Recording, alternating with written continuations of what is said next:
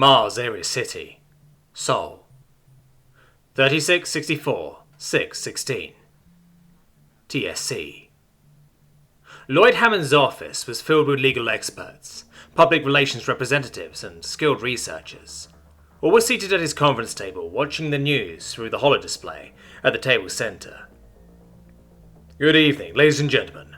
I'm Dan Lemon with UTNN, and tonight we'll be interviewing Lloyd Hammond, president and founder of Hammond Technologies, regarding the explosion in Ares City 3 weeks ago.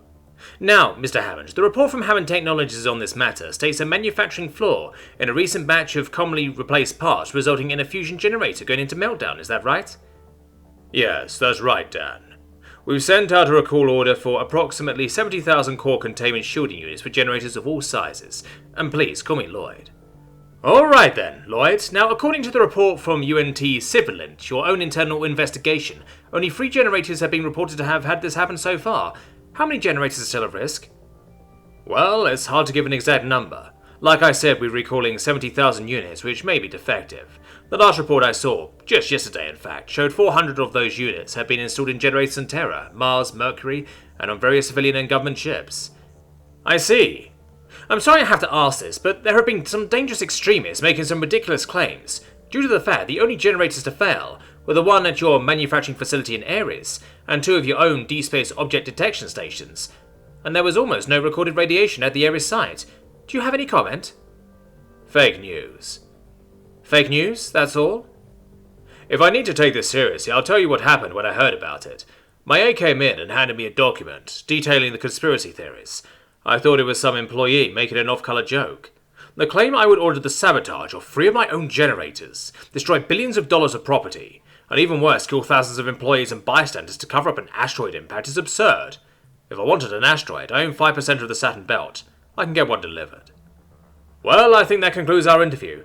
Thank you for making the time to speak with us, Lloyd.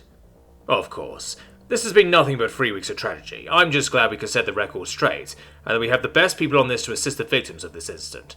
Thanks for having me. There you have it, folks. Up next on Dan Lemon this evening, is coffee racist? A group of college students from Starport 11 say yes, but Governess Mildred Snatcher claims, quote, "This only further shows the Labour Party intend to turn our great country into an Orwellian satire by restricting honest citizens who pay their caffeine licence." More after these messages. Come on down to Master Bater's Seafood Bar and Strip Club, where the commercial was replaced with documents detailing what research had been done in a short 3-week period. After the call had fully disconnected, Lloyd handed the comm unit to his aide Jonas, who promptly carried it to a warhash labelled Incinerator. The chute was designed to be long and produce a loud echo, and as the comm unit fell, Lloyd locked eyes with the head of his physics department. As the clattering ended, Lloyd pointed to the admittedly brilliant scientist. Explain to me why this document justifies $500 billion of black funds, material stock, and opportunity cost. He patiently waited, as the physicist attempted to speak while eyeing the hatch in the wall. When he finally managed to respond, he said, "The asteroid consists of approximately 80% of a previously unidentified element, which is a metallic solid which seems to be in a state of superposition." Explain it for the people who don't have degrees in physics. It's a big, weird rock that decided the normal laws of physics were lame and started to do its own thing. I personally believe it can allow myself and my department to finish the Beacon project. The head of engineering interjected at this point. Engineering believes it can be used to make significantly better Dyson swarm capacitors. Followed by computer science. And it might allow us to make cubic computers significantly more powerful and much smaller than... Lloyd had heard enough, and knew a group of scientists who all fell somewhere on the spectrum, but never stopped talking about a weird space rock until told to. Alright, I understand. It's a rock you all want to poke at for all of these different things. From what my advisors have told me, you people think you can have products to recoup the losses in 5 years, and start making profit in 12. How sure are you that's true? The 3 heads of the R&D departments looked to each other before looking to Lloyd.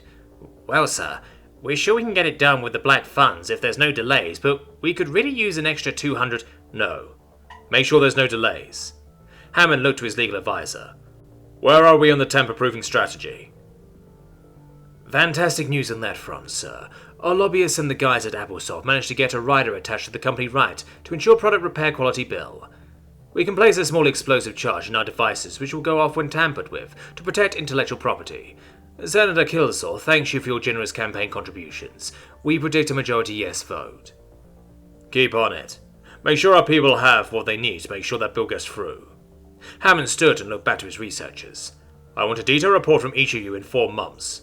Get to work. Same for the rest of you. As the room cleared, Lloyd walked to his office window, overlooking the Ares crater. As he looked over the wreckage, still overcast with a faintly visible cloud of fallout, he considered the long-term ramifications of this incident. If his R&D heads were right, a technological revolution not seen since the Industrial would likely take place and likely bring a new age of exploration.